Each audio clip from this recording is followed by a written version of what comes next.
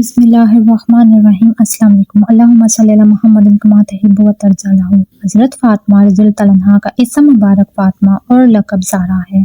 آپ رضی اللہ تعالیٰ عنہا حضور پاک صلی اللہ علیہ وآلہ وسلم کی سب سے چھوٹی اور لاڈلی صاحبزادی ہیں۔ آپ رضی اللہ تعالیٰ عنہا ام المومنین حضرت سیدنا خدیجہ کے بطن سے پیدا ہوئی۔ حضور پاک صلی اللہ علیہ وآلہ وسلم کو آپ رضی اللہ تعالیٰ عنہا سے بے حد محبت تھی۔ آپ رضی اللہ تعالیٰ عنہا بچپن سے ہی انتہائی تنہائی پسند تھی۔ یہی وجہ تھی کہ آپ کبھی بھی کسی بھی کھیل کود میں شامل نہ ہوتی۔ آپ اپنے والد بزرگوں حضور پاک صلی اللہ علیہ وآلہ وسلم کے پاس تشریف فرما جاتی اور ان سے مختلف فقہی مسائل دریافت کرتی۔ آپ کی ذہانت کو دیکھتے ہوئے ام المومنین حضرت سیدنا خدیجہ رضی اللہ تعالیٰ عنہا نے آپ صلی اللہ علیہ وآلہ وسلم کی زیر نگرانی آپ کو تعلیم و تربیت پر خصوصی توجہ دی۔ حضرت سیدنا فاطمہ رضی اللہ تعالیٰ عنہا کی عمر مبارک ابھی صرف 10 برس تھی کہ والدہ ماجدہ حضرت خدیجہ رضی اللہ تعالیٰ عنہا اس جہان فانی سے کوچ فرما گئی۔ آپ رضی اللہ تعالیٰ عنہا کو والدہ ماجدہ کا بے حد لگاؤ تھا۔ یہی وجہ تھی کہ ان کے وصال کے بعد آپ غمگین رہنے لگی۔ حضور پاک صلی اللہ علیہ وآلہ وسلم جب ام المومنین حضرت سودا سے نکاح کیا تو آپ رضی اللہ تعالیٰ عنہ کی تمام تر ذمہ داری ان کے سپرد کر دی۔ حضور پاک صلی اللہ علیہ وآلہ وسلم جب تبلیغ اسلام کی سخت محنت اور مشرکین کی تکلیفیں برداشت کرنے کے بعد گھر تشریف لاتے تو آپ صلی اللہ علیہ وآلہ وسلم کی اس حالت کو دیکھ کر پریشان ہو جاتی۔ حضور پاک صلی اللہ علیہ وآلہ وسلم فرماتے، فاطمہ گھبراؤ نہیں، اللہ تمہارے باپ کو کبھی تنہا نہیں چھوڑے گا۔ آپ رضی اللہ تعالیٰ عنہ کا نکاح حضرت سیدنا علی مرتضیٰ سے ہوا۔ وہ وقت نکاح حضرت آپ رضی اللہ تعالیٰ عنہ کی عمر مبارک 15 سال تھی۔ حضرت سیدنا علی رضی اللہ تعالیٰ عنہ کی عمر 21 برس تھی۔ حضور پاک صلی اللہ علیہ وآلہ وسلم حضرت سیدنا فاطمہ رضی اللہ تعالیٰ عنہ سے 18 حدیث مروی ہیں کہ آپ رضی اللہ تعالیٰ عنہ کے فضائل اور مقام بے شمار ہیں۔ حضور پاک صلی اللہ علیہ وسلم کے فرمان ہے کہ فاطمہ میرے جسم کا ایک حصہ ہے، جس نے اسے ناراض کیا گویا اس نے مجھے ناراض کیا۔ آپ نہایت صابر شاکر تھی، اپنے گھر کے تمام کاج اپنے ہاتھوں سے کرتی۔ ایک مرتبہ حضور پاک صلی اللہ علیہ وآلہ وسلم نے آپ کے گھر تشریف لائے تو دیکھا آپ نے اس قدر چھوٹا دوپٹہ اوڑھ رکھا ہے کہ اس سے سر کو ڈھانپتی تو پاؤں کھل جاتے اور اگر پاؤں کو چھپاتی تو سر ننگا ہو جاتا۔ حضرت سیدنا فاطمہ کے بطن سے 3 بیٹے حضرت سیدنا امام حسن حسین اور حضرت سیدنا محسن پیدا ہوئے اور 3 بیٹیاں پیدا ہوئی، اور آپ نے حضور پاک صلی اللہ علیہ وسلم کے وصال کے تقریباً 6 ماہ بعد ہی آپ جان فانی سے کوچ فرما گئی۔ آپ کے وصال کے وقت آپ کی عمر 28 برس تھی۔ روایات میں آتا ہے جب حضرت فاطمہ اپنی والدہ ماجدہ کے حضرت خدیجہ کے بطن میں تھی تو انہیں جنت کی خوشبو آتی تھی، اور حضرت خدیجہ نے یہ تذکرہ حضور پاک صلی اللہ علیہ وآلہ وسلم سے کیا۔ پھر جس پر حضرت فاطمہ کو تولید ہوئی تو حضور پاک صلی اللہ علیہ وآلہ وسلم کا ماتھا چومنے کے بعد فرمایا، مجھے اس کے سر سے جنت کی خوشبو آتی ہے۔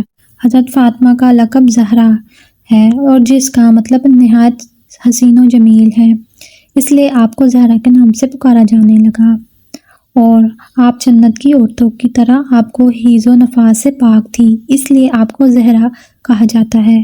آپ چونکہ حیض و نفاس سے پاک تھی اس لیے آپ سے کبھی کوئی قضا نماز نہیں ہوئی تھی۔ جس وقت آپ رضی اللہ تعالیٰ عنہ کے بچے کی ولادت ہوتی تو آپ فوراً ہی پاک ہو جاتی، اور آپ کا ایک لقب طاہرہ بھی ہے جس کا مطلب ظاہری اور باطنی پاکیزگی ہے، اور طہارت کی وجہ سے آپ کو یہ لقب دیا گیا اور آپ اسی لقب سے مشہور ہوئی۔ حضرت سیدنا فاطمہ کے لقب طاہرہ کے معنی پاک باز خاتون ہیں۔ آپ کو ہر قسم کی ظاہری باطنی پاکیزگی حاصل تھی۔ حضرت عبداللہ بن مسعود فرماتے ہیں حضور پاک صلی اللہ علیہ وآلہ وسلم نے فرمایا، بے شک فاطمہ پاک دامن ہے اور اللہ تعالیٰ نے ان کی اولاد پر جہنم کی آگ حرام کر دی ہے۔ حضرت اسماء بنت حمز جو حضرت ابوبکر صدیق کی زوجہ تھی وہ فرماتی ہیں کہ حضرت سیدنا امام حسن کی ولادت باسعادت ہوئی۔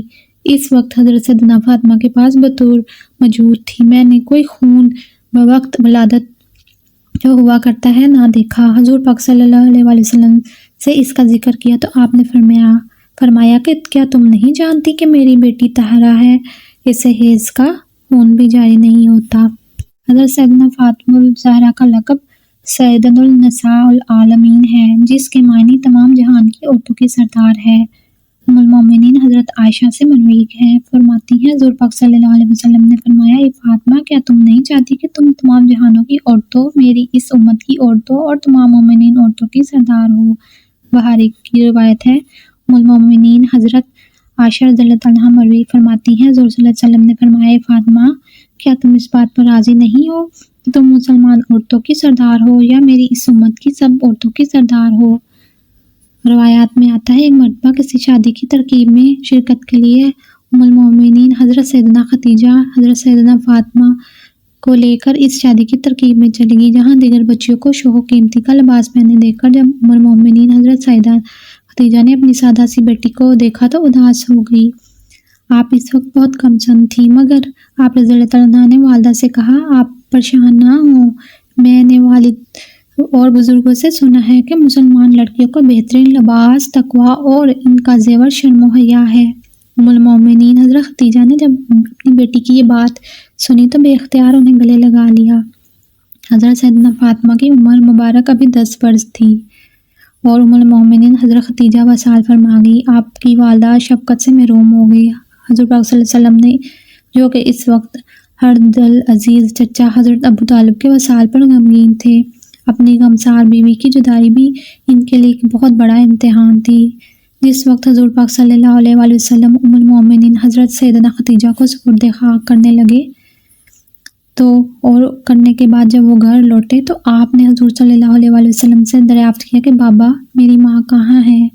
حضور پاک صلی اللہ علیہ وآلہ وسلم نے اللہ عز و جل کے فرمان کے مطابق دلاسا دیتے ہوئے فرمایا، بیٹی، تمہاری ماں اس وقت جنت میں موتیوں سے بنے ہوئے محل میں موجود ہیں۔ جب مکہ مشرکین کے ظلم و ستم بہت زیادہ ہو گئے تو 1390 میں اللہ عز و جل نے حضور پاک صلی اللہ علیہ وآلہ وسلم کو مدینہ منورہ کی جانب ہجرت کریں۔ حضور پاک صلی اللہ علیہ وسلم اس وقت ایمان لائے اور تمام کلمہ گو مسلمانوں کو مدینہ جانے کا حکم دیا اور خود حضرت سیدنا علی کو اپنے بستر پر لٹا کر حضرت سیدنا ابو بکر کے ہمراہ مدینہ چلے گئے۔ جس وقت حضور پاک صلی اللہ علیہ وآلہ وسلم اور ابو بکر صدیق مدینہ کی طرف روانہ ہوئے، اس وقت حضرات کے گھر والے جو اسلام قبول کر چکے تھے وہ مکہ میں موجود تھے۔ حضور پاک صلی اللہ علیہ وآلہ وسلم نے مدینہ پہنچنے پر حضرت زید بن حارثہ اور حضرت ابو رافع جو کہ مکہ روانہ کیا تاکہ وہ حضور پاک صلی اللہ علیہ وسلم کے اہل خانہ اور سیدنا ابو بکر صدیق کے اہل خانہ کو لے کر مدینہ پہنچے، جبکہ ایک اور روایت کے مطابق ابو رافع کی جگہ ان کے ہمراہ حضرت عبداللہ بن ابو بکر بھی تھے۔ حضور پاک صلی اللہ علیہ وسلم نے 500 درہم اور اعلیٰ نسل کے اونٹ بھی دیے تھے، اور مکہ پہنچنے کے بعد حضرت زید بن حارثہ اور حضرت عبداللہ بن ابو بکر علیحدہ ہو گئے، اور حضرت عبداللہ بن ابو بکر نے اہل خانہ اور حضرت زید بن حارثہ سے حضور صلی اللہ علیہ وسلم فاطمہ کی عمر 13 برس تھی، آپ سن بلوغت تک پہنچ چکی تھی۔ حضرت عبداللہ بن عباس سے مروی ہے، ایک دن ابو جہل نے حضرت سیدنا فاطمہ کے ننھے چہرے پر تھپڑ مارا۔ آپ نے اس کی تکلیف حضور پاک صلی اللہ علیہ وآلہ وسلم کو فرمائی اور اس کی شکایت فرمائی کہ تم سفیان کے پاس جاؤ، اسے جا کر ساری بات بتاؤ۔ حضرت سیدنا فاطمہ ابو سفیان کے پاس گئی اور انہیں سارے واقعہ بتایا۔ ابو سفیان نے آپ کے ساتھ لیا اور ابو جہل کے پاس پہنچے۔ آپ نے وہاں جا کر فرمایا، جس طرح تمہارے منہ پر تھپڑ مارا تم بھی اس کے منہ پر تھپڑ مارو۔ آپ نے ابو جہل کے منہ پر تھپڑ مارا اور واپس آ کر حضور صلی اللہ علیہ وسلم کو سارا واقعہ بیان کیا۔ حضور پاک صلی اللہ علیہ وسلم نے اپنے ہاتھ اٹھائے اور فرمایا، اے اللہ، ابو سفیان کو نہ بلانا۔ حضرت عبداللہ بن عباس فرماتے ہیں، ابو سفیان کا اسلام قبول کرنا حضور صلی اللہ علیہ وسلم کی اسی دعا کا نتیجہ تھا۔ ایک مرتبہ حضور پاک صلی اللہ علیہ وآلہ وسلم حرم کعبہ میں نماز پڑھے تھے۔ دوران نماز ابو جہل نے کہا، کوئی ہے جو فلاں قبلے کے ذبح کیے ہوئے اونٹ اور گوبر اور خون بچہ دانی لا کر حضور پاک صلی اللہ علیہ وآلہ وسلم کے کندھوں پر حالت سجدہ میں رکھ دے؟ پھر وہ غلیظ چیزیں لا کر اسی وقت جب حضور صلی اللہ علیہ وسلم سجدہ میں گئے کندھوں کے درمیان رکھ دی گئی۔ حضرت عبداللہ بن مسعود فرماتے ہیں، حضور پاک صلی اللہ علیہ وآلہ وسلم اس غلاظت کے بوجھ کی وجہ سے کافی دیر تک سجدہ میں رہے اور اسی دوران مشرکین ہنستے رہے، یہاں تک کہ وہ ہنستے ہوئے ایک دوسرے پر گرنے لگے۔ حضرت سیدنا فاطمہ رضی اللہ عنہا کو جب یہ خبر ہوئی تو آپ، جو کہ اس وقت کم سن تھی، تشریف لائی اور ان مشرکین کو برا بھلا کہتے ہوئے وہ غلاظت اپنے ہاتھوں سے ہٹانے لگی۔ حضور پاک صلی اللہ علیہ وآلہ وسلم نے مشرکین کی اس حرکت کی وجہ سے انہیں شدید صدمہ پہنچا۔ آپ نے نماز سے فارغ ہونے کے بعد 3 مرتبہ دعا کی، اے اللہ قریش کو اپنی گرفت میں لے لے، اور اس طرح 3 دفعہ کہا۔ حضرت عبداللہ بن مسعود فرماتے ہیں، اللہ کی قسم میں نے ان سب کی لاشیں معرکہ بدر کے موقع پر خاک آلود دیکھی ہیں۔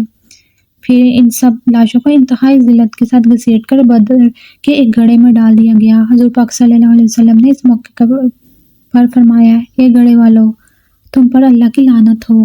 تو اگر آپ کو یہ کہانی اچھی لگی ہو تو پلیز میرے چینل کو سبسکرائب لائک اور شیئر کیجیے گا۔ آپ کے ایک سبسکرائب سے مجھے بہت حوصلہ ملتا ہے۔ اپنا بہت سا خیال رکھیے گا۔ آپ مجھے اجازت دیجیے۔ اللہ حافظ۔